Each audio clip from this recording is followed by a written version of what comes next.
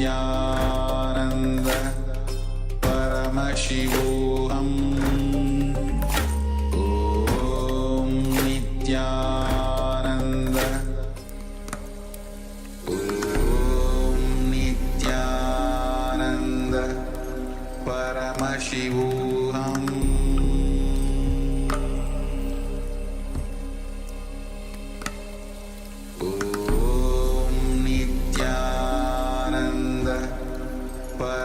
Paramashivoham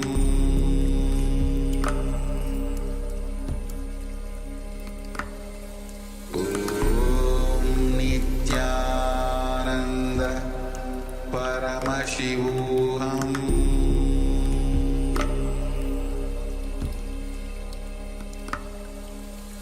Om Nithyananda Paramashivoham Paramashivoham Om Nithyananda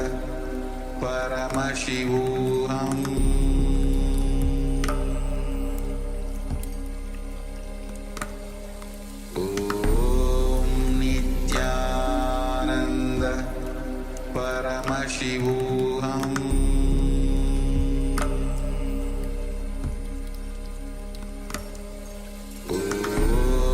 Nithyananda Paramashivoham Paramashivoham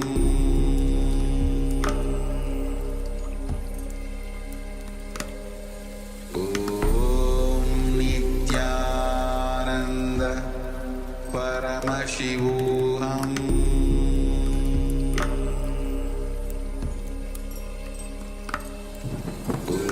Om Nithyananda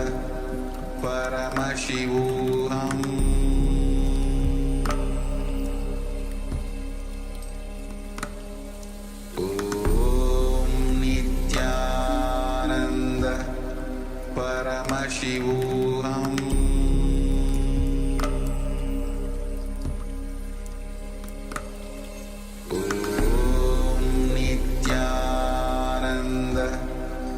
Paramashivoham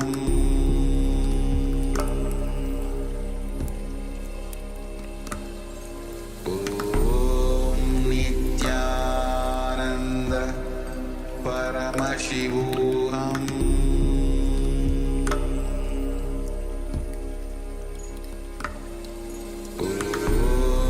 Nithyananda Paramashivoham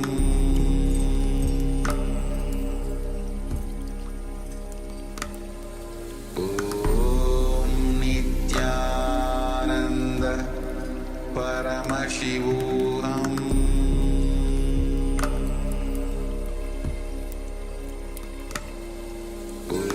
Om Nithyananda Paramashivoham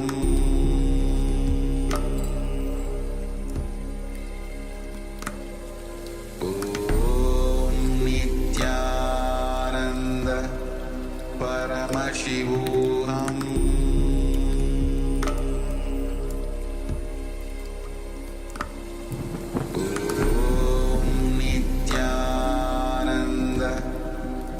Paramashivoham Om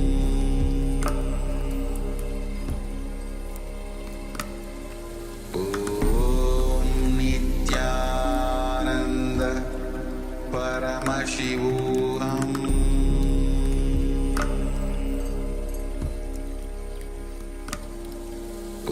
Om Nithyananda Paramashivoham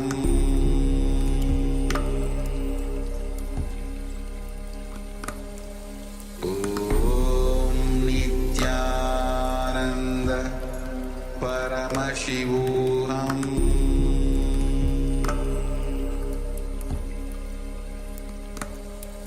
Om Nithyananda Paramashivoham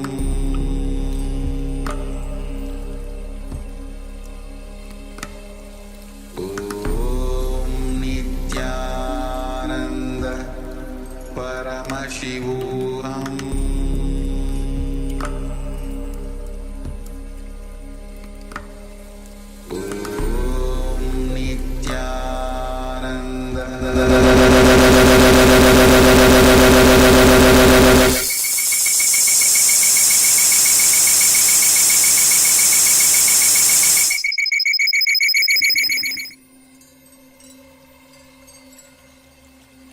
I welcome you all with my love and respect.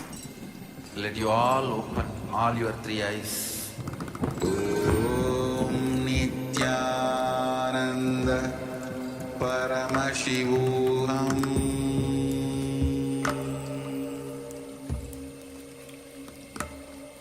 Om Nithyananda Paramashivoham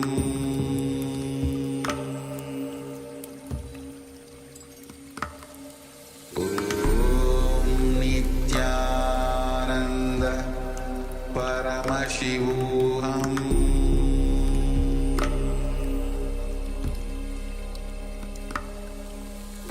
Om Nithyananda Paramashivoham Om Nithyananda Paramashivoham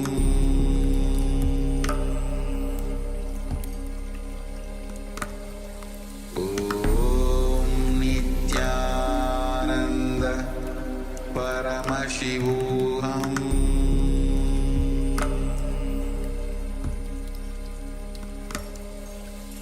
Om Nithyananda Paramashivoham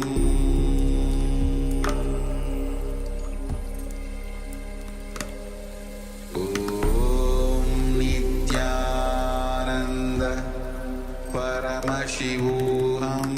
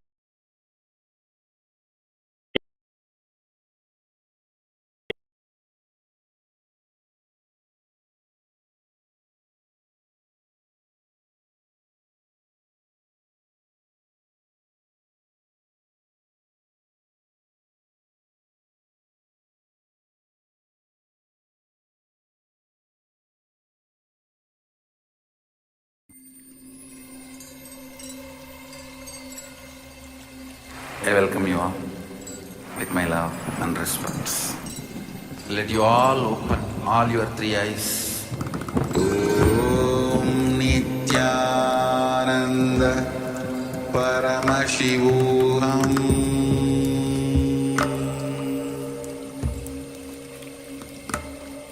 Om Nithyananda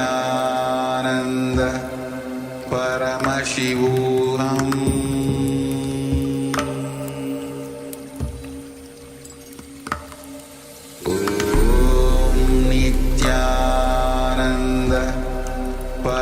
Paramashivoham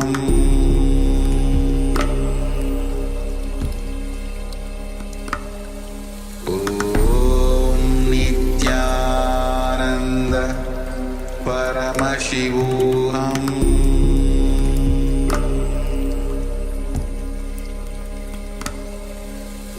Om Paramashivoham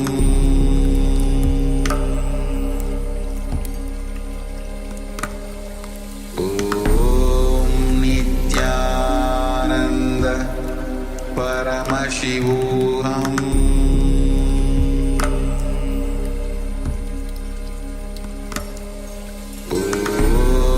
Nithyananda Paramashivoham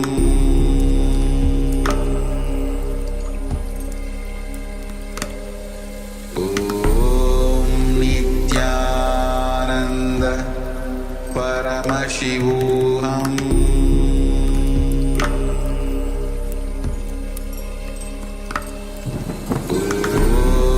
Nithyananda Paramashivoham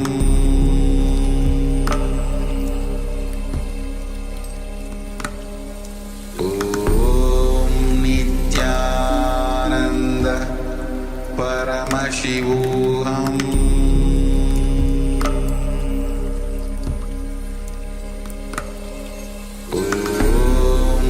Nithyananda Paramashivoham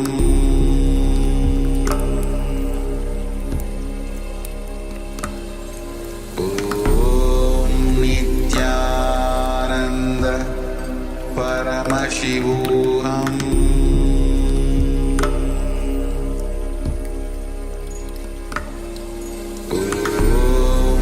Nithyananda Paramashivoham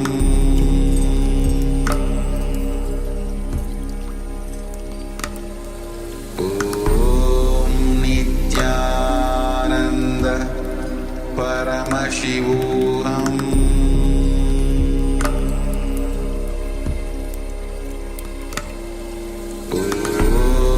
Nithyananda Paramashivoham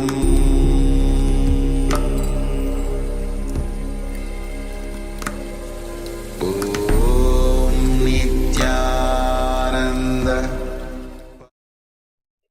Yes, Nithyananda. Sorry about the technical glitch. I hope we're audible now for all the participants in level 1 and 2. If you could send a message and confirm that everything, all the audio issues are resolved now, so we can, great, getting a yes. Yes, great. So Nithyanandam, and welcome everyone to today's Nithyananda yoga session. We're going to perform the Pratama and Dvitiya Vinyasa Krama as part of Paramashivoham Level 1 and 2. Requesting all the participants to please settle down on your yoga mats with your panchapatam and udani ready, a cup and a spoon and some water for the ritualistic cleansing. Wear the abharanam, the Rudrakshamala, apply vibhuti and kumkum on your forehead. All the male bodies, please remove your upper cloth and apply vibhuti on the 16 places over your body. Female bodies, please apply it on 5 places on your body. Settle down in a comfortable cross-legged position, keeping your head, neck, and spine in a straight line. As we join our hands in Namaskara Mudra in front of the heart center and invoke Swamiji's presence by chanting the Sadguru Vandanam. Nithyanandam Paramasukadam Kevalam Jnanamurtim Vandvaditam Gagana Sadrisham Tattvamasyadiraksham Ekam Nityam Vimalamachalam Sarvadi Sakshi Bhutam Bhavatitam Trigunarahitam Sadgurum Tam Namami. Next, we are going to invoke Paramashiva's presence by chanting the Shiva Mula mantra Om Ham Ham Shivaya Namaha 11 times. Please follow along internally without striking a sound. Om Ham Ham Shivaya Namaha. Om Ham Ham Shivaya Namaha. Om Ham Ham Shivaya Namaha. Om Ham Ham Shivaya Namaha. Om Ham Ham Shivaya Namaha. Om Ham Ham Shivaya Namaha. Om Ham Ham Shivaya Namaha. Om Ham Ham Shivaya Namaha. Om Ham Ham Shivaya Namaha. Om Ham Ham Shivaya Namaha. Next, we are going to perform the Tattvachana from the ritualistic cleansing. Now keep your right hand in the Gokarna Mudra in the shape of a cow's ear. Take one spoon of water and pour it into your right palm. Each time the word Swadha is chanted, sip the water from the bottom of your right palm. Om Atma Tattvam Shodayami Swadha. Take another udani of water into your hand. Om Vidya Tattvam Shodayami Swadha. Take another udani of water into your hand. Om Shiva Tattvam Shodayami Swadha. Now wash your right hand with the water from the Panchapatam and wipe your lips twice with the bottom of your right thumb. Om Ham Hridayaya Namaha. Wash your hand again. With index, middle, and ring fingers joined together, touch above your upper lip and below the lower lip. Then wash your hand again. With your index finger and thumb joined together, touch your right nostril and your left nostril. Your ring finger and thumb touch your right eye, your left eye, your right ear, and your left ear. Then wash your hand again. With your little finger and thumb touch your navel, your right chest, and your left chest. And with all your fingertips joined together, touch the crown of your head, the right shoulder, the left shoulder, and your heart center. Wash your hand again. Then clasp your right hand over the left, place both hands on the right thigh, close your eyes, and make a sankalpa, a conscious resolution, a declaration what you're going to manifest as part of today's ritual of Nithyananda Yoga. Hold this visualization as we chant the sankalpa mantra. Om Namo Pata Samasta Duritakshaya Dvara Bhagavat Shri Nithyananda Paramashiva Prityatam Shri Nithyanandeshwari Paramashiva Shakti Sameta Shri Nithyanandeshwara Paramashiva Prityatam Cha Adya Purvokta Evam Guna Visheshena Vishishtayam Asyam Shapatitau Purna Arokya Yukta Didagata Yogida Sharira Sityatam Paramashiva Shakti Avishkarnatam Nithyananda Yoga Abhyasam Karishye. Wash your right hand once more. Om Apaupasprisya. And then place your Panchapatam and Udani aside out of harm's way.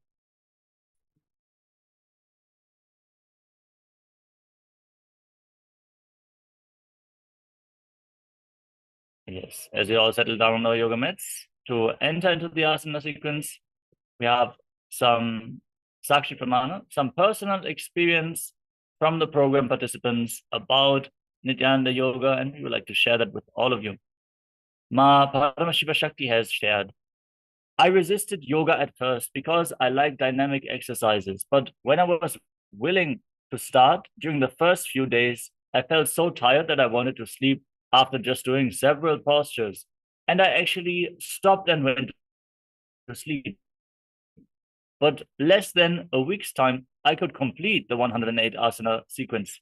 I was super excited that I did it. While doing yoga, I would be moved to tears, and when reaching the end of the sequences, lying in Shavasana, I would feel an energy flow running through my body, which is very blissful.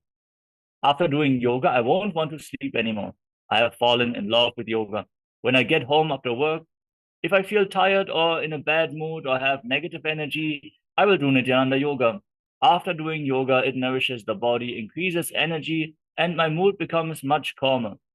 I had difficulty in focusing my mind before, but the japa part of Nithyananda Yoga really helped bring back my awareness to the present. One more thing, it makes my body look good. Nithyananda Yoga has so many benefits. I'm very grateful. Thank you very much. The other day, I happened to be free to attend Paramashivoham Yoga sessions in the Zoom. Then I immediately went to participate in KAILASA's power manifestation session. What surprised me, during the practice, when I was scanning using my third eye, my throat chakra would directly tell the answer. I gained a lot more confidence in doing power manifestation now. Thank you again. Like this, so many participants have shared their breakthroughs, their experiences, their personal experiences, Sakshi Pramana, about the great benefits of Nithyananda Yoga. If you too have a personal experience you would like to share, feel free to share it here in the Zoom room, or you can also share it with the Chinese translator if you are joining us from the Chinese translation room. Thank you all so much for sharing your experience. This really brings the session to life, and it really inspires so many people to also share their experience. So it's beautiful to see that we can contribute to so many people's lives through Nithyananda Yoga. Thank you all so much for joining us every day and being sincere in your yoga practice, manifesting the superconscious breakthrough through yoga. With this, let us now enter into the first asana of today's Nithyananda Yoga session, which is Sukhasana. In a comfortable cross-legged position with your head, neck, and spine in a straight line, place your hands on top of the knees in Bindu Mudra with index fingers and thumbs together. Engage Mahamudra Bandha, all three bandhas. Visualize Lord Shiva in your inner space. Breathe in Samana Kumbhaka. Inhale deeply, hold your breath, then exhale fully, hold your breath. Hold the breath as long as comfortably possible for you. Engage Mahamudra Bandha, the combination of Mula Bandha, the root lock, Uddiyana Bandha, the abdominal lock, and Jalandhara Bandha, the throat lock. We're going to perform Mahamudra Bandha throughout the first few asanas of the sequence, and we are going to engage the Mula Bandha in every single asana of the sequence. So keep the perineal floor locked, keep the root center locked. Internally chant the first japa of the sequence, which is Soham. Internally repeat the japa, Soham, Soham, while visualizing it rotating around your throat, cleansing your Vishuddhi, your throat chakra. Let us now enter into Sukhasana.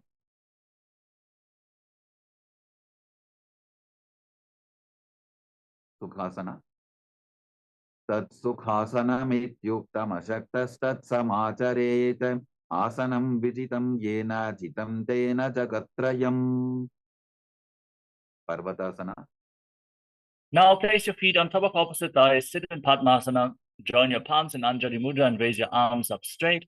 Engage Mahamudra Bandha and visualize yourself as Mount Kailash. Athavatshe Mahadeva Parvatasana Mangalam Yatkritva Sthira Rupi Syat Shatchakradi Vilopanam. Alibhasana. Extend your feet away from the body and join the soles of your feet together. Interlock your hands behind your back in Parasha Mudra and lean forward and down. Place your forehead on the ground behind the heels if you can. Push yourself. We request all the female bodies who are currently in pregnancy not to perform any of the forward bends of this sequence. Otherwise, try to perform the asana to the best of your ability. Gaze to the nose, perform Mahamudra Bandha and visualize Swamiji in Halipavasana. Purava Vidhiyahu Me Jano Ubhai Pagathali Samputatano Vishtupache Dobu Karalyabo Dachina Karaso Vama Gahavo. Nadi Bhavasana. From the same position, extend your arms out in front, cup your palms and place them on the ground in front of your feet. Again, bring your forehead on the ground behind your heels. Engage Mahamudra Bandha, gaze to your nose and visualize yourself as a snake. Purava Vidhi Pari Agane Nito Ho Bikahu Nipanasyo Lagagi Hatha Agane Dharti Lagave Pasari Dobo Hataki Anjuli Kare. Kokilasana. Now, keep your hands in Prana Mudra, extend index and middle fingers and hold on to little and ring fingers with your thumbs. Catch your big toes, extend your legs forward straight. Try to straighten your knees and then cross your legs into Padmasana. Lean your elbows down onto the ground, engage Mahamudra Bandha and visualize yourself as a bird. Athan Yadasanam Vakshye Yena Siddho Bhavennaraha Akasmad Vayu Sancharam Kokilakshyasanena Cha. Nithya. Now stack your knees and ankles, hold on to opposite elbows, and start rotating your arms in wide circles. Engage Mahamudra Bandha, gaze to the tip of the nose, visualize Swamiji in your inner space, and every once in a while, change the direction of the movement. Goda Bama Padaki Ashama Hili Soja Dachicharana Kobara Lota Parikul Pasamoja Bama Padako Mahilo Bahurobul Patutana Tapari Goda Dachiki Ashabarali Dhana. Gajasana.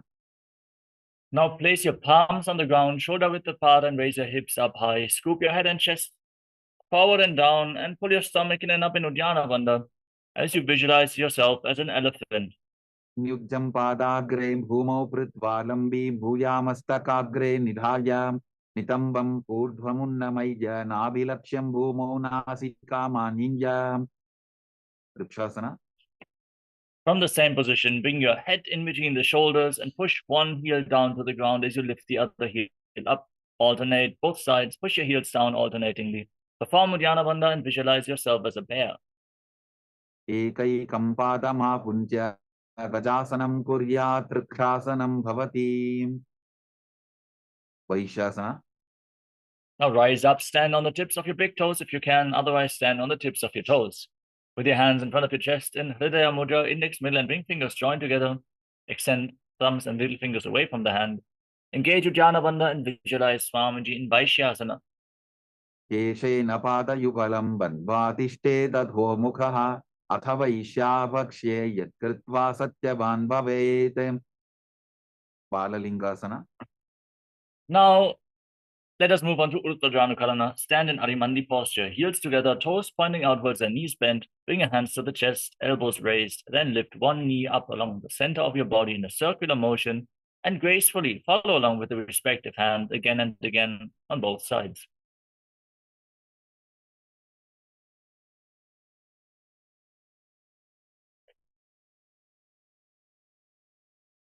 Next, Palalingasana.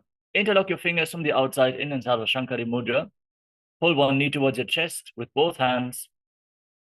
Engage Mahamudra Bandha and visualize yourself holding a baby. एकं दानुपुरसि आलिङ्ग्य स्थातव्यं बाललिङ्गनं भवति. पादपीडनासना. Now pull the foot behind towards your buttocks with your hands in Parusha Mudra. With the fingers interlocked from the inside out, engage Mahamudra Bandha and visualize Swamiji in your inner space. स्थित्वैकस्मिन् पादतले कराभ्यां वेष्टयेत्तनं पृष्ठे संस्थाप्य यत्नेन पादपीडनमासनम्. Natarajasana. Catch the sole of the foot from the inside and extend the leg back and up. Lean forward, extending the other hand in Bindu Mudra. As you visualize yourself as Lord Nataraja, focus on a drishti point, an external point for balance. Just pick any point and gaze at it to stabilize your inner space. Reduce the thoughts per second. Find balance in Natarajasana. उत्तानपादं क्रौञ्चं च मरीचिं वीरभद्रकं नटराजं त्रिकोणं च सुप्ताङ्गुष्ठप्रसारणे. बाललिङ्गासना. Now, pull the other knee towards your chest with your hands in Sarva Shankari Mudra. Engage Mahamudra Bandha and visualize yourself holding a baby. एकं जानुकुरसि आलिङ्ग्य स्थातव्यं बाललिङ्गरं भवति. पादपीडनासना. Now pull the foot towards the buttocks. Keep your knees close together. Engage Mahamudra Bandha and visualize Swamiji in your inner space. स्थित्वैकस्मिन् पादतले कराभ्यां वेष्टयेत्तनं पृष्ठे संस्थाप्य यत्तेन पादपीडनमासनम्. Natarajasana. Hold the sole of the foot, kick the leg back and up, extend the other arm forward, hand in Bindu Mudra. Visualize yourself performing the cosmic dance as Lord Nataraja. उत्तानपादं क्रौञ्चं च मरीचिं वीरभद्रकं नटराजं त्रिकोणं च सुप्ताङ्गुष्ठप्रसारणे. Next up is Ardha Chakrana from Arimandi position. Heels together, toes pointing outwards and knees bent. Hands at the chest, elbows raised. Step the right foot behind the left and swing the right arm back and forth like a pendulum. Gracefully move your fingers one by one. Place the hand over top of your nose, uncross the ankle, step the other foot behind, and repeat the movement on the other side.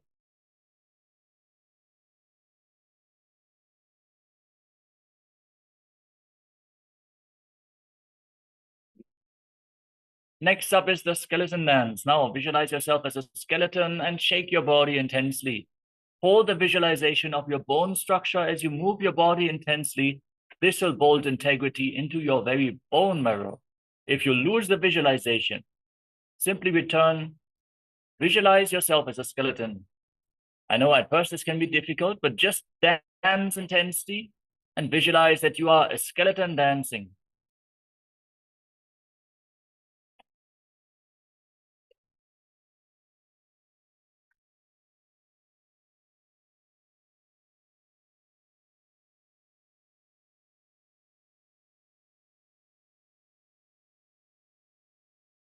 Okay, relax.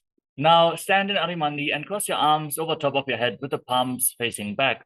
Turn your body to one side, open your arms over top of your head, then return to the center, crossing the arms again and opening the arms to both sides again and again in Kati Chinakarana.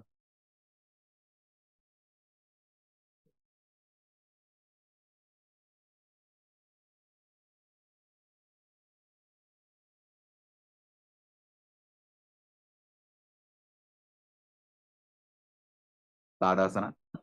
Now raise your arms up parallel over top of your head and rise onto the tips of your toes. Pull your stomach in and up, contract the perineal floor and lock your throat in Mahamudra Bandha. Breathe in Samana Kumbhaka, visualize a flame rising up your spine as you hold your breath after in and exhalation. Internally chant the new japa Shivoham and visualize yourself as a palm tree in Tadasana. Mahamudra Kono Tadasana Vibhedakan Vinotanam Sada Puryadantarvatni Badipriyam. Tanasana. Lean forward and down and place your palms on the ground if you can. Otherwise, you can hold on to your shins, hold on to your knees and pull yourself lower. Try to bring your forehead towards the ground. Breathe deeply. This will expand your rib cage, bring some gaps in between the vertebra and allow you to bend down lower. Feel where is your movement limited and breathe into that area. Engage Mahamudra Bandha or Bandhas and visualize Swamiji in Uttanasana. Mahamudra Kono Tadasana Vibhedakan Vinotanam Sada Puryadantarvatni Badipriyam. Tarakshvasana. Now walk your hands forward, step your feet back into a tall plank position, lock your throat in Jalandhara Bandha and start rotating your head from side to side. Visualize Swamiji in your inner space in Tarakshvasana. Gajasanavastitva mastakam varam varam dakshina kokshim savyakokshim najet tarakshvasanam bhavati. Bhujangasana. Now lay down on your stomach. Keep your hands flat on the ground at the side of your shoulders. Lift your head and chest by the strength of your lower back with your hands as a support. Open up your mouth and inhale through the hollow of your throat in Bhujangani Mudra as you visualize yourself as a cobra in Bhujangasana. Angushthanabiparyantam adho bhumo vininyaset karabhyantadaran dritva urdvashirshaphanivashi dehad nirbardhate nityam sarvaroga vinashanam jagarti bhudaji devi bhujangasana sadhanate. Shashasana. Now push yourself up into a plank position and alternate pulling your knees in towards your chest as you visualize Swamiji and breathe calmly through your nose in Sahadra Kumbhaka. Gajasana samstito janudvayamapuncha varam varam kartavyam shashasanam bhavati. Prathasana. Now step one foot forward, jump the front foot back and bring the other foot in front, alternating both sides again and again, while visualizing yourself as a chariot. Gajasana samstito evaikam padam purvamargena brahmajitva kartavyam tathasanam bhavati. Veerabhadrasana. Now rise up with one foot at the front, the other foot far back toes facing sideways. Bend the front knee at a 90-degree angle. Raise your arms up. Rotate your hips forward. Pull your stomach in and up in Uddiyana Bandha. And gaze towards your third eye as you visualize yourself as Lord Veerabhadra. Vasishtamata kaundinyam urdhakukkudamevacha ashtavatkramatottanam mayuram setu bandhanam uttanapadam krauncham cha marichim veerabhadrakam natarajam trikonam cha suptangushta prasarane. Veerabhadrasana. Now exchange the position of your feet. And raise your arms up, bend the front knee. Make sure to lower yourself down to a 90-degree angle. Make this asana intense. Pull your stomach in and up, gaze upwards, and visualize yourself as Lord Veerabhadra, destroying Daksha Yagna in Veerabhadrasana. Vasishtamata kaundinyam urdhakukkudamevacha ashtavatkramatottanam mayuram setu bandhanam uttanapadam krauncham cha marichim veerabhadrakam natarajam trikonam cha suptangushta prasarane. Vrikshasana. Now bring one foot to the opposite thigh. Stand on one leg. Join your hands in Anjali Mudra and raise your arms up straight over top of your head. Engage Uddiyana Bandha and visualize yourself as a tree. वामोरुमूलदेशे च याम्यं पादं निधार्यतो तिष्ठेतु वृक्षवद्भूमौ वृक्षासनमिदं विदुः. Gavrasana. Now bring the raised foot on the opposite hip, your hands in Namaskara Mudra in front of your heart center, and visualize yourself as Lord Garuda. Garudasanamavakshe yena dhyanam stiram bhavet sarvadoshaadvinirmukto bhavadiha mahabali ekapadamurobandideshe januvyagram yavastitaha. Vrikshasana.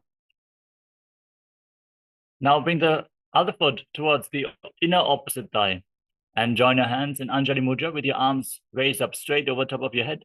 Engage Uddiyana Bandha and visualize yourself as a tree in Vrikshasana, the tree pose. Vamorumooladeshe cha yamyam padam nidharyatu tishthetu vrikshavad-bhumo vrikshasanamidam viduh. Varmrasana.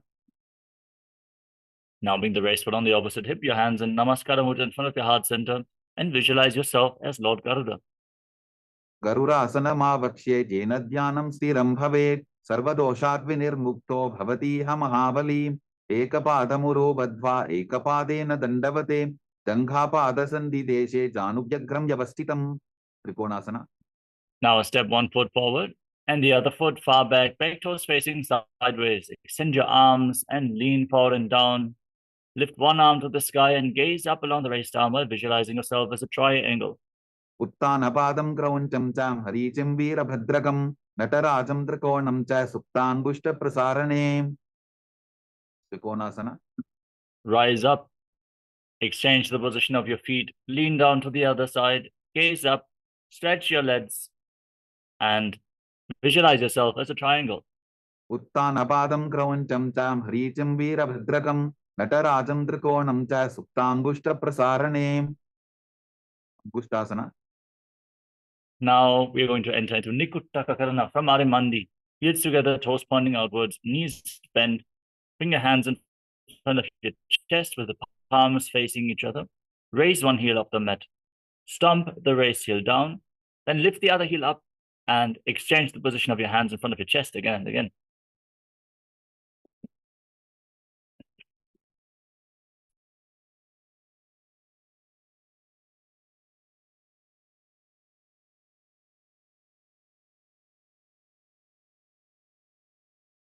Next up is Angushtasana. Now squat down, raise your heels off the ground and sit on raised heels with your knees together in front. Join your palms in Namaskara Mudra in front of your heart center and visualize Swamiji. Start buzzing like a bee on in and exhalation in Brahmari Kumbhaka and internally chant the new japa Sadashivoham in Angushtasana. Kabandhasanam ityahuhu gorakshasanam evacha angushtamushtikam nyayam brahma prasaditam dacha. Saurasana. Now step one foot forward and keep your hands at the side of your body with the palms facing forward in Vara Mudra. Shower your blessings in the boon fulfilling mudra as you visualize Swamiji in your inner space. Prasaryekam padatalam samstapit pekapadakam Vidunanasana. Now lean forward and hold on to the big toe of the front foot in Prana Mudra. Hold on to the back heel with the other hand and balance if you can. Otherwise, you can place the hand on the ground next to your body as you visualize Swamiji in Vidunanasana. Gulphastito padam ekam prasarya tat padagram samsprishye tat karena gulpham chanyam dharaye tat karena dhunam betam trabhyase chobhayatra. Saurasana. Now exchange the position of your feet. Keep your hands at the side of the body, palms facing forward in Vara Mudra, and visualize Swamiji. Keep buzzing like a bee. Prasaryekam padatalam samstapit pekapadakam Vidunanasana. Now lean forward, hold on to the big toe of the front foot and the back heel. Visualize Swamiji in Vidunanasana. Gulphastito padam ekam prasadya tat padakram samsprishye tat karena gulpham janyam dharaye tat karena dhunam betam trabhyase chobhayatra. Brahmajuram Kushasana. Now rise up, step your feet in towards your body and sit on raised heels with your toes tucked. Separate your knees and place your hands on top with the palms facing up. Lock your throat and gaze through the gap between the palms as you visualize Swamiji in your inner space. दोबू फना पानी होए वैसे AD दो बुदानी वैसे कोरबक तलिया की माहिली Ayush माहेरा शेमिली कपिलासना Now drop your knees to the ground and sit on raised heels. Keep your toes tucked, hands on the thighs, gaze towards the tip of the nose, and perform Uddiyana Bandha. Pull your stomach in and up, and visualize yourself as sage Kapila Muni, who brought the sannyas tradition to planet Earth. उभई बक थली सम ठहरावे तिनको माहिली core मिलावे फना पानी cooker होए वैसे AD दोबू जोनी निवैसे भद्र कोरकासना Now maintain the same position, but shift your gaze towards your third eye and visualize Swamiji in your inner space. दोबू बकतली संपुट करे कोरवारली भूपरि धरे कोरवारली Rafe ऐसे तापरी मूलद्वार डिगी बैसे सूर्यासना Now tuck your toes, raise your knees off the ground and bring the soles of your feet together. Join thumbs and little fingers and open up your palms, resembling a lotus flower in Padma Mudra. As you engage Uddiyana Bandha, raise your arms up, gaze through the gap between the palms, and visualize Lord Surya in your inner space. एडी दोबू बुता दरियाने फना पानी बैठक पुनि ठाने गोड़ा जंगा अधर करी रहे आडे वाम इसी विधि कहे मंडुकासना Now drop your knees down to the ground, place the top of your feet flat on the mat, and sit in between the heels with the toes touching behind your back. Breathe calmly in Sahaja Kumbhaka through your nose as you press your tongue up flat against the palate of your mouth. Gaze up towards your third eye and visualize yourself as a frog. पाद तलौ पृष्ठ देशे अंगुष्टे द्वे च संस्पृशेते जानु युग्मं पुरस्कृत्य साधयेन् मंडुकासनम् उत्तान मंडुकासना From the same position, bring your arms up and behind your back, holding onto opposite shoulders. Elbows close to your head, gaze to your third eye, push your tongue up, visualize yourself as a frog, and engage Uddiyana Bandha in Uttana Mandukasana. मंडुकासन मध्यस्थं कोटपराभ्यां धृतं शिरः एतद्भ्येकवदुत्तानम् एतदुत्तान मंडुकम् सिंहासना Now cross your ankles, sit on the raised heel, hands flat on the knees with the fingers separate, gaze to your nose, stick your tongue out and roar like a lion as you exhale forcefully through your mouth again and again. In Simhasana, the lion pose. दक्षिणं सव्यबुल्फेन दक्षिणेन तथेतरं हस्तौश्च जान्गो संस्थाप्य स्वाङ्गुलीश्च प्रसार्य च भद्रासना Now join the soles of your feet together behind your back with the toes pointing backwards. Sit on your heels as you keep your knees wide apart, cross your arms behind your back and hold on to the big toes in Prana Mudra. Lock your throat and gaze towards the tip of the nose. Visualize Swamiji in your inner space. गुल्फौ तवृषणस्याधोऽभ्युत्क्रमेण समाहितः पादाङ्गुष्ठौ कराभ्यां च धृत्वा च पृष्ठदेशतः काकभुसन्ध्यासना Now place your feet flat on the mat and keep your knees raised. Bring your arms in between the legs and wrap them around your legs behind your back. Try to interlock your fingers behind your back in Parashimudra as you visualize yourself as a crow.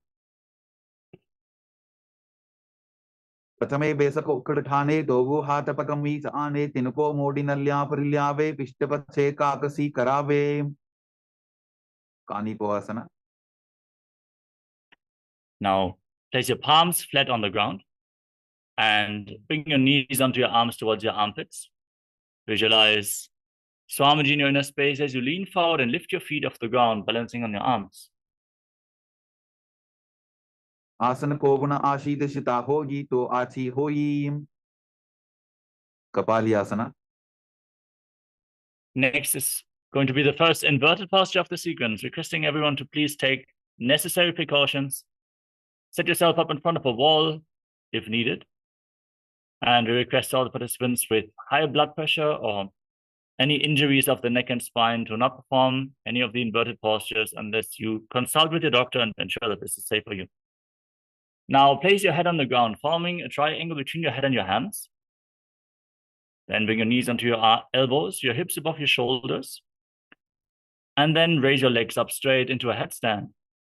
Gaze to your nose, keep buzzing like a bee, and visualize Swamiji in Kapalyasana.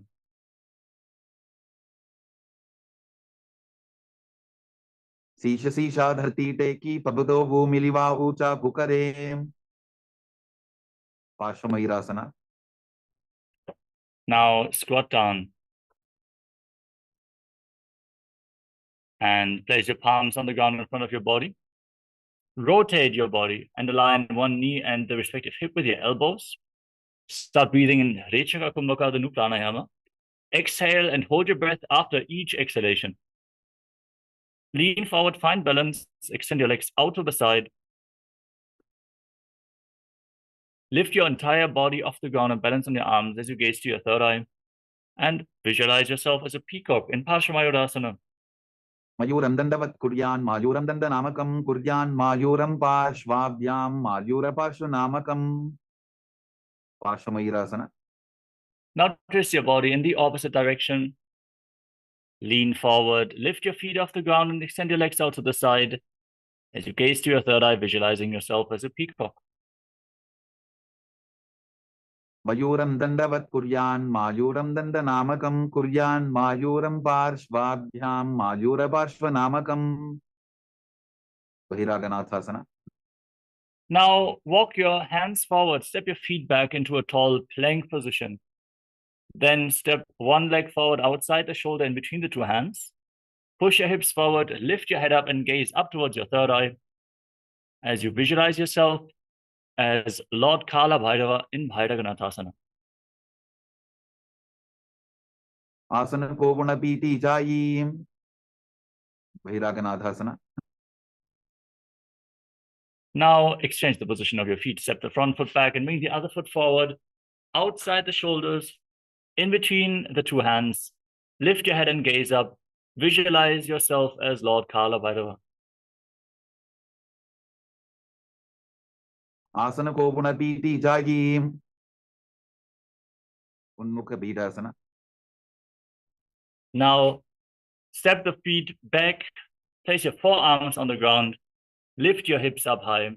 Try to bring your heels down to the ground and lift your head. Gaze up towards your third eye as you visualize Swamiji in Unmukha Pitasana. Bhunnistau januni hastau chadushpadama mangoham uttapitangri upalakatistalam abhiruka. Vasishtasana. Now rise back up onto your hands, straighten your arms and then rotate your body. Lift yourself up on one arm, extend the other arm up to the sky. Gaze towards your third eye. Gaze up along the raised arm as you visualize yourself as Sage Vashishta. Keep your body straight as a plank.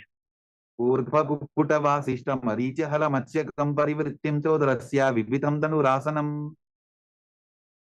Vasishtasana.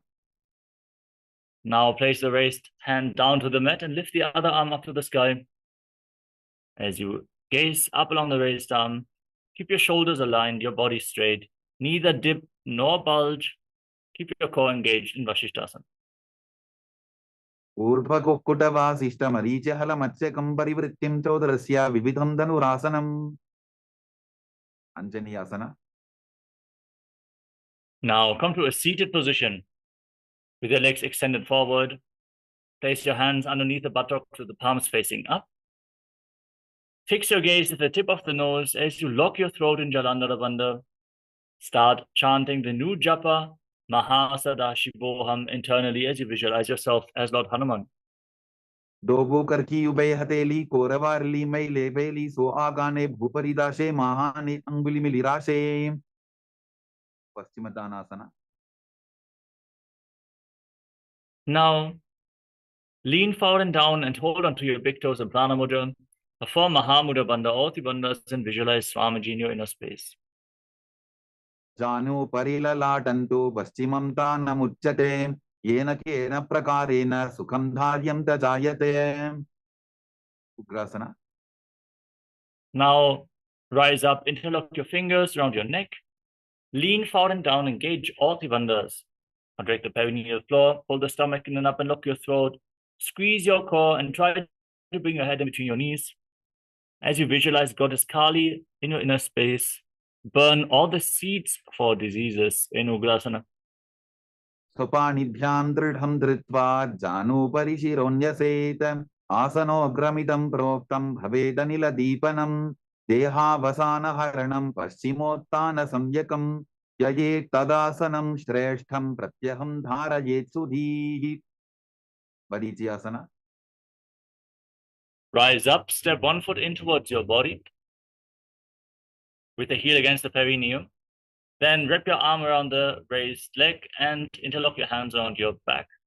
Try to interlock the fingers and lean forward and down. Try to touch your forehead to your knee and visualize yourself as sage Marichi. उत्तानपादं क्रौञ्चं च हरीचं वीरभद्रकं नटराजं त्रिकोणं च सुप्ताङ्गुष्ठप्रसारणे. Mahamudrasana. Now drop the raised knee to the side.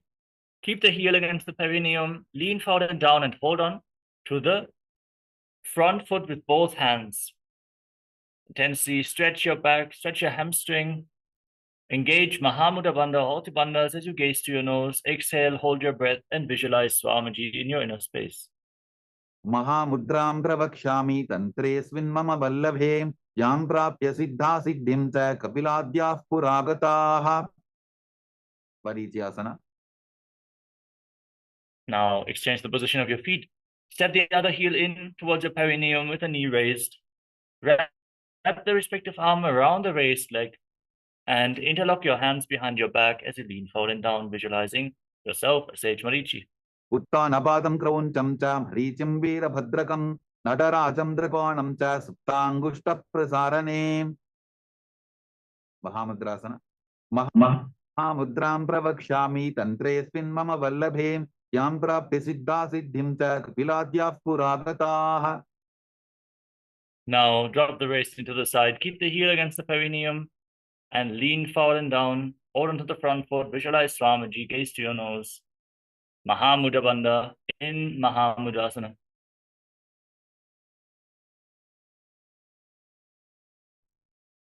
Bhadrasana. Now rise up. Join the soles of your feet together in front. Interlock your fingers around the toes as you pull your heels against your perineum.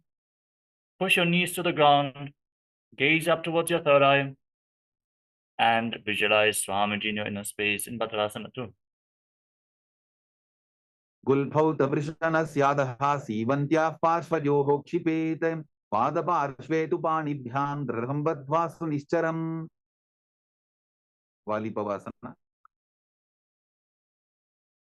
Now slightly extend your feet away from the body. Place your hands on the respective knees as you keep your toes together and separate your heels. Lock your throat and gaze towards the tip of the nose as you visualize Swamiji in your inner space. पूरवचर पिचोक कख्यो सोयी वाही बिदिजो कीजे सोयी यामे AD भिन्न जराशे अंगुल 8 अंतरो राशे. Doniasana. Now bring your feet back in towards your body. Hold on to the soles of the feet with all 10 fingers and lean forward and down.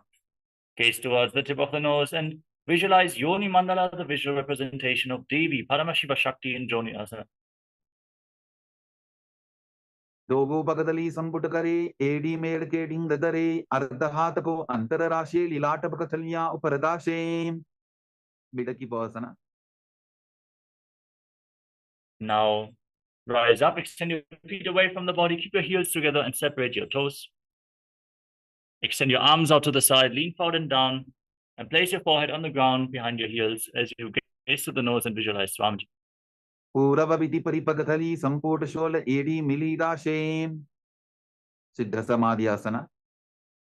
Now rise up, bring your feet in towards your body with your toes together and your heels apart. Scoop your hands below the shins and keep your palms facing up. Lean forward and down. Place your face on the ground in front of your feet with your toes against your throat. Gaze towards the tip of the nose and visualize Lord Surya in your inner space in Siddha Samadhi Asana. दोगो पगदली संपुट करे सोले मेढ़ आगा मेधरे अंगुल 8 अंतरो राशे AD को ऐसे विदिदाशे.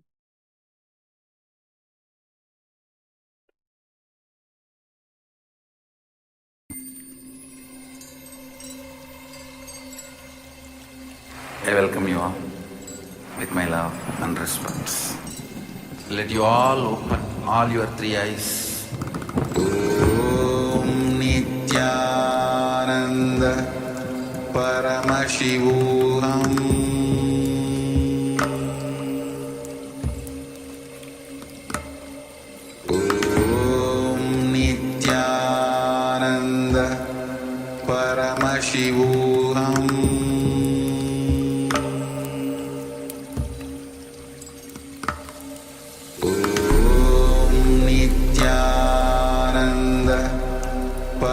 Paramashivoham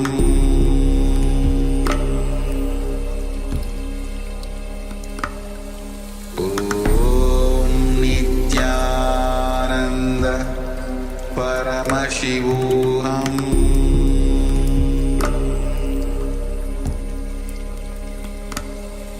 Om Nithyananda Paramashivoham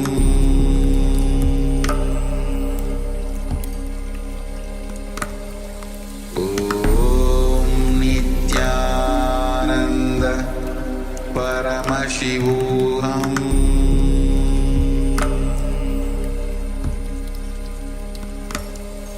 Om Nithyananda Paramashivoham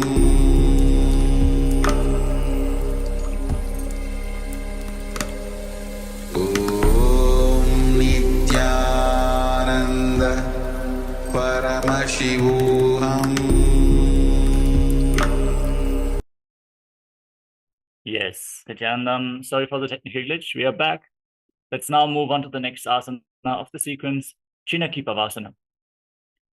With your feet together close towards your body, hold on to the soles of the feet and open them up like a book as you place your elbows onto your thighs, gaze to your nose and visualize Swamiji. Chinakipavasana. Dovupakaki dhati madiva medharagave. Sarbrajokasana. Now, place your hands on top of the knees with your heels close towards your perineum, the soles of the feet together. Gaze up towards your third eye as you pull your stomach in and up and visualize Swamiji in your inner space. Keep your back straight in Chadapata-chokasana. Dovupakadali sambudadhare avane kaizare pasare gora bhuso lagatarashe hat dovu gora paridashe. Bhiravasana. Now join the soles of the feet together and rotate your feet. Lift your heels off the ground and keep your toes on the mat. Pull your stomach in and up in Uddiyana as you gaze towards your third eye. Push your knees to the ground and place your hands on top in Bindu Mudra while visualizing yourself as Lord Kala Bhairava in Bhairavasana. Gulpho sampipya chan yonyam vikrameno titam shanihi chanvo pasvakato hasto dandavat bhairavasanam. Samanasana. Now, bring one heel against your perineum and the sole of the foot against your chest with both hands. Gaze towards your third eye and visualize Swamiji in your inner space as you hold your breath in the Mula chakra in Samanasana. Samanasana mavakshe siddhamantradi sadhanat ekapadamaro datva guhyonya vatrage. Svanasana. Now lift the waist foot up to over top of the respective shoulder and gaze towards your third eye as you place your hands on the ground and lift the other leg up straight while visualizing Swamiji in your inner space. Kevalam padamekancha skandhe charope yattataha ekapadena gagane tishtetadanda vatrabhon. Samanasana. Now exchange the position of your feet towards your chest and visualize Swamiji in your inner space. Samanasana mavakshe siddhamantradi sadhanat ekapadamaro datva guhyonya vatrage. Apanasana. Now lift the other leg over top of the respective shoulder, hands on the ground, and extend the opposite leg forward and up. As you gaze towards your third eye, visualize Swamiji in Apanasana. Kevalam padamekancha skandhe charope yattataha ekapadena gagane tishtetadanda vatrabhon. Omkhasana. Now stick your knees in front of your body with your heels outside opposite hips. Interlock your hands on the top knee. Gaze towards the tip of the nose. Visualize the face of a cow as you breathe in Sheetkari Kumbhaka, hiss through your teeth on the inhalation, and exhale through your nose. Internally chant the new japa Om Nithyanandoham. Savve dakshina bulphanto prishtaparshven yojayete dakshine titata sadyam gomukham yatham. Anasuyasana. From the same position, hold onto your big toes in Prana Mudra, pull your stomach in up in Uddiyana Bandha, gaze towards the tip of the nose and visualize yourself as Rishika Anasuya. दक्षिण कोटो नीचो ठाने बाबों ताके ऊपर आने गोड़ा संधि मिलावे भारी आड़ा पद बुनिदे संधि पसारी. Anusuyasana 2. Now interlock your hands behind your back and lean forward and down. Bring your chin over the knee, the nose to the mat, and visualize yourself as Rishika Anasuya. जीमरा कोदा की संधि उपरिटा बागोड़ा की संधि मिलाई राशे गोड़ा से उले पकतल्यालो आरवाई सुधा राशे. Karvasana 2. Now place the right foot flat with the knee raised, left heel against the perineum. Hands on the knees, gaze to the nose, and visualize yourself as Lord Garuda. Davo bakamodi yedi bahila vilphamulatvarani saide. Naradasana. Now place your perineum on the heel, sit on the heel, interlock your hands around your neck and twist your elbows outside the raised knee. Gaze towards your third eye and visualize yourself as Sage Ananda. पिष्टिजवाम बगदली केरी भूपरिता हिलवा वेभेरी गोड़ा सुरो no है जोगी the छिपाशिती राशेसोगी. Matsya-Pitakasana. Now bring the left foot on the right thigh, hold onto the right big toe in Prana Mudra, and hold onto the right shin with the left hand. Wrap your hands around your legs, gaze to the nose, and visualize Matsya, the fish avatar of Lord Vishnu.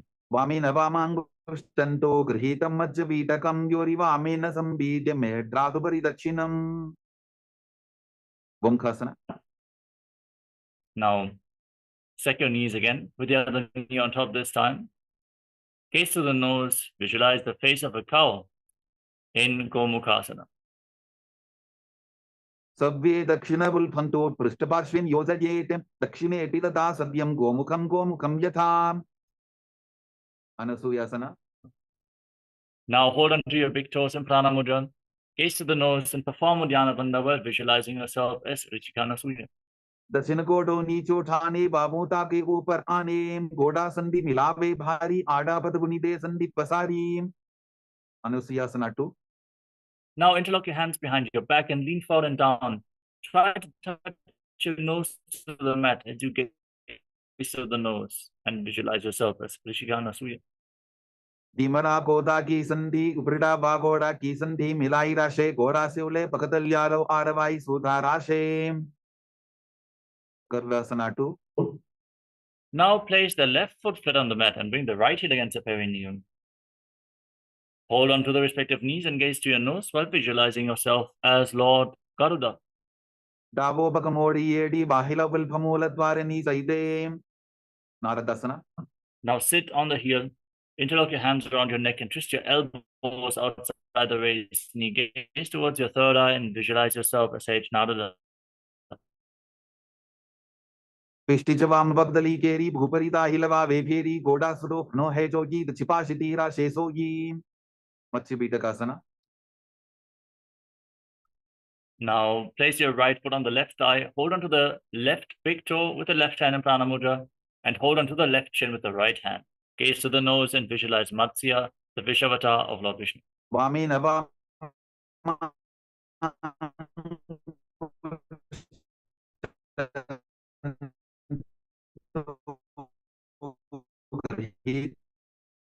Matsya-Pitakam yori vamena. Now place the left foot on the right thigh and raise the right knee. Twist your left elbow outside the raised knee. Bring the hand to the neck and the other hand on the ground behind you. Twist your spine. Gaze to your third eye and visualize Sage Nithyananda, the master of Hatha Yoga. Udiram paschimabhasam kritva tishtati yattataha nambrangam vamapadam hi takshachanu parinyasete. Ubasana. Now extend the front hand down towards the foot with the elbow outside the raised knee. Hold onto the big toe in Prana Mudra and place the other hand on your ear. Twist your spine, gaze back and up towards your third eye and visualize yourself as a camel. Asana goguna jholo jai. Matsyendrasana 2. Drop the hand from the ear to the ground behind you. Gaze up towards your third eye and visualize Sage Nithyananda, the master of Hatha Yoga. वत्सेन्द्रपीठं दृढर प्रदीप्तिं प्रचण्डरपन्दलखण्डनास्त्रम् अभ्यासतः कुण्डलिनी प्रबोधं दण्डस्थिरत्वं हि ददाति पुंसाम्. Matsyendrasana.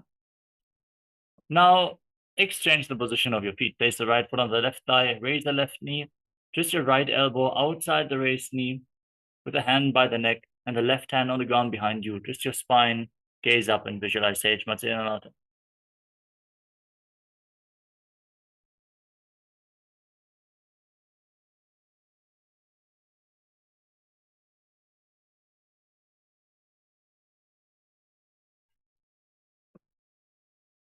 तत्खचानुपरिन्यसेत Ubhasana.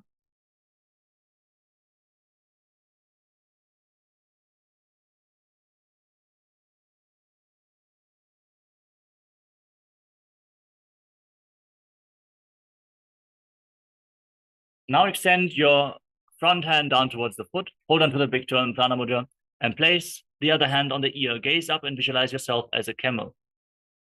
Asana ko guna jholo jaye. Matsyendrasana 2. Now place the hand from the ear to the ground behind you. Gaze up and twist your spine even more while visualizing Sage Matsyendrasana. वत्सेन्द्रपीठं दृढर प्रदीप्तिं प्रचण्डरपन्दलखण्डनास्त्रम् अभ्यासतः कुण्डलिनी प्रबोधं दण्डस्थिरत्वं हि ददाति पुंसाम्. Padmasana. Now place your feet on top of opposite thighs. Place your hands flat on your knees, gaze to the nose, engage Mahamudra Bandha, all three bandhas. Internally chant the new japa, Om Nithyananda Mahasadashivoham, as you visualize yourself as Lord Shiva in Padmasana. Asanam dvidham proktam padmam vajrasanam tatha urdhvorupaiche dhatte ube padatale yatha. Padmasana 2. Now cross your arms in front of your body. Hold on to the respective big toes in Prana Mudra. Gaze towards the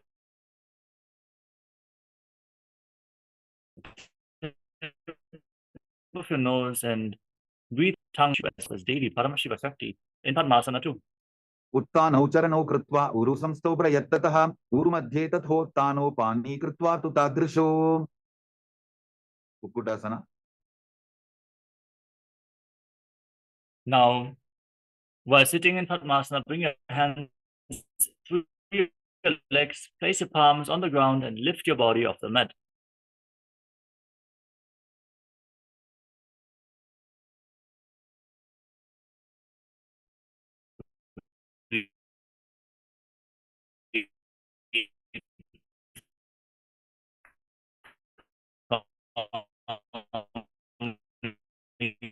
In Sahaja Kumbhaka.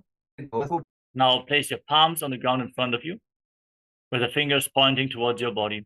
Bring your elbows.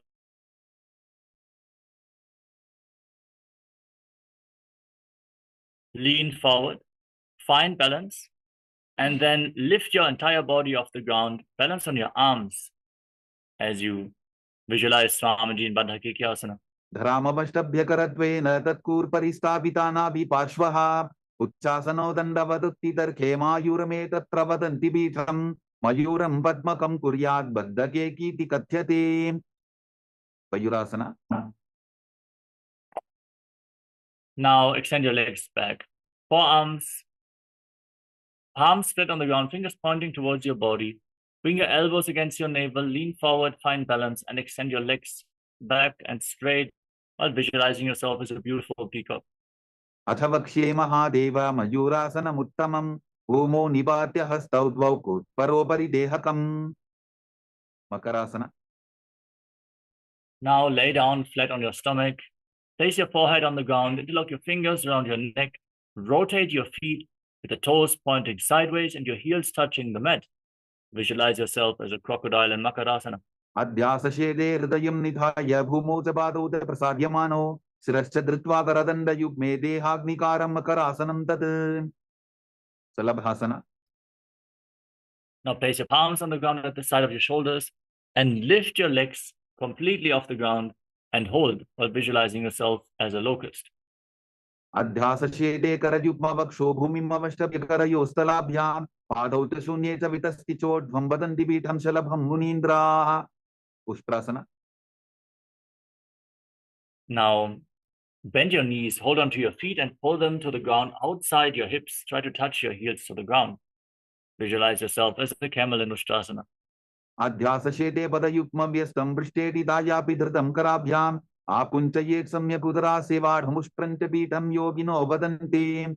Dhanurasana. Now hold onto your feet and kick your legs back and up. Pull yourself up. Lift your body. Lift your head and chest. Gaze towards your third eye and visualize yourself as Pinaka, Lord Shiva's bow.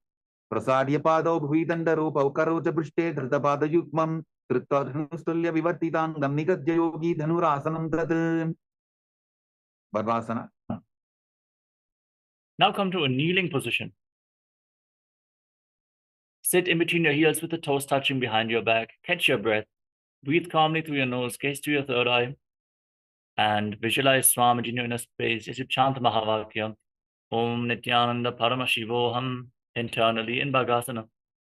उल्टा मोटी पावतो वैसे बहुरोचिपति करे एक ऐसे पावन महिला बुलपुत होवु कुलापाशितीला वेसोवु. वही आसना. Now get ready for another inverted posture. Place your forearms on the ground, elbows shoulder width apart. Interlock your fingers. Place your head on the ground, support it with your hands. Raise your hips, straighten your legs, and then kick your feet off the ground. Keep your knees bent and pull them in towards your chest. Try to touch your chin with the knees as you gaze to your nose and visualize Swamiji in Gohyasana. तो वो हाथ की कहुनी जोगी पुनः कलाई जाने दोई. Shirshasana. Now extend your legs up straight. Gaze to the nose and visualize Swamiji in Shirshasana. विपरीतं मण्डलं तद्विधैव विदितं हिनः दण्डासनं दिता प्रोक्तं विपरीतोपवेशने. कोड्यासना. Relax. Now come to a seated position with your legs extended forward. We're now going to have a sequence of rapid exhalation and Bhastrika Kumbhaka. Push the air out of your lungs again and again, like the bellows of a blacksmith, by contracting your abdomen. Throughout the next few asana, keep rapidly exhaling, starting off with Kodyasana. Hold on to your calves and extend your legs up vertically. Try to bring your forehead to your knees with your knees straight. Swamiji in your inner space. दो हाथ पक बाहर आने गोरा तरे काकसी ठाने अंगुष्ठ पिंडली लगता धरे चरण उभे आकाश दिशी करे. परिभाषना. Now bring your hands behind your back, holding onto opposite shoulders. Keep your legs raised. Gaze to your third eye and visualize yourself as a mace.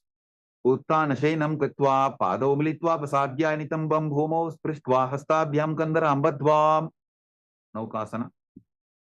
Now extend your arms out in front, parallel to the ground. Gaze towards your third eye and visualize yourself as a boat. उत्थान शयनं कोटपराभ्यां भूमिं वष्टद्य हस्तो नितम्बं निधाय. रुद्रासना.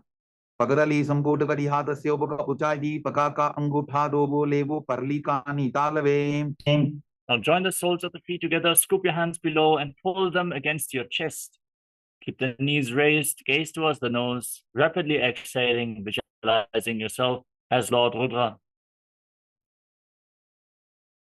And relax. Breathe calmly. उन्मुख पीठासना. Now lay on your back with your feet flat, knees raised, palms down on the ground just behind your heels. Push your hips off the ground, contract your perineal floor, lock your throat and hold your breath intensely in Mocha Kumbhaka as you gaze to your nose and visualize Swamiji in Unmukha Pitasana too. ऊर्ध्वे तजानुनी कृत्वा छवित्वोर्ध्वमुखं तथा उत्थाप्य हस्तौ तिष्ठेतु पीठ उन्मुख नामके. Shavasana. Now lay down flat on your back. Keep your hands at the side of the body with the palms facing up. Forcefully pull the awakened Kundalini Shakti up along your spine in Shakti Chala Mudra from the Mula Dhara, the root center, all the way to the Sahasrara Chakra, the crown of your head. Lay completely still, unclutched from any desire to move your body. Visualize that your body is dead and Swamiji is liberating you. Internally chant the Mahavakya, Om Nithyananda Paramashivoham in Shivasana. उत्तानं शववद् भूमौ Shayanam tu Shabhasanam, Shabhasanam Shrantiharam, Chitta Vishranti Karakam.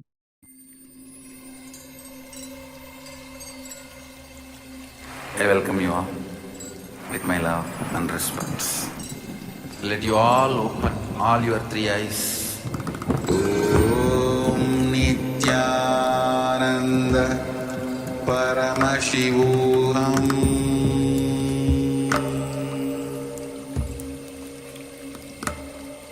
Om Nithyananda Paramashivoham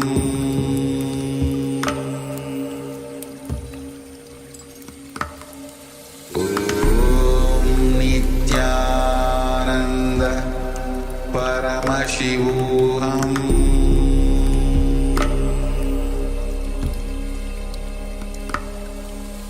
Om Nithyananda Paramashivoham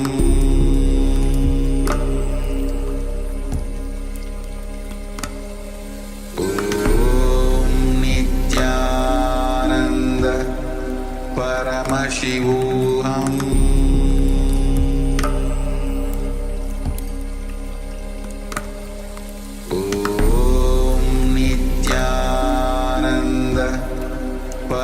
Paramashivoham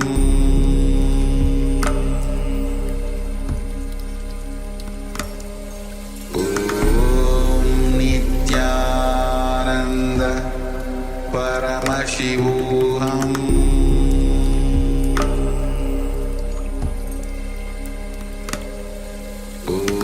Om Nithyananda Paramashivoham Paramashivoham Om Nithyananda Paramashivoham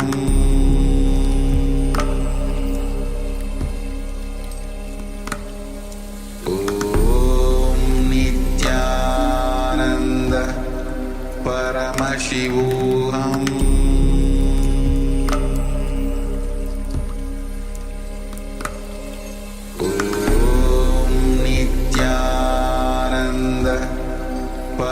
Paramashivoham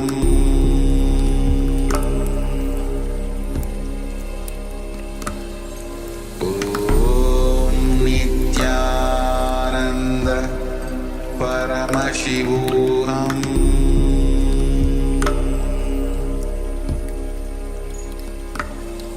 Om Nithyananda Paramashivoham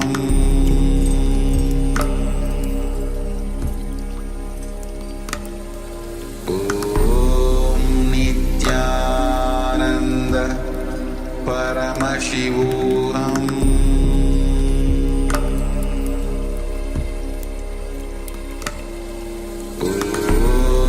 Nithyananda Paramashivoham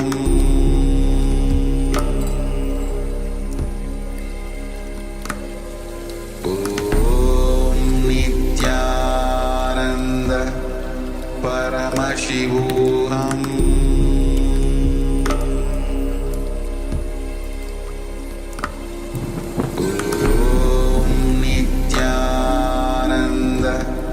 Paramashivoham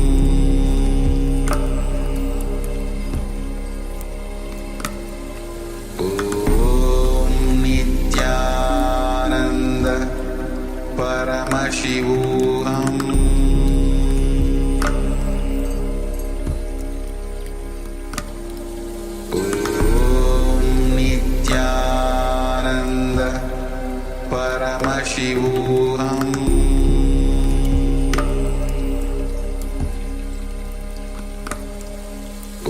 Om Nithyananda Paramashivoham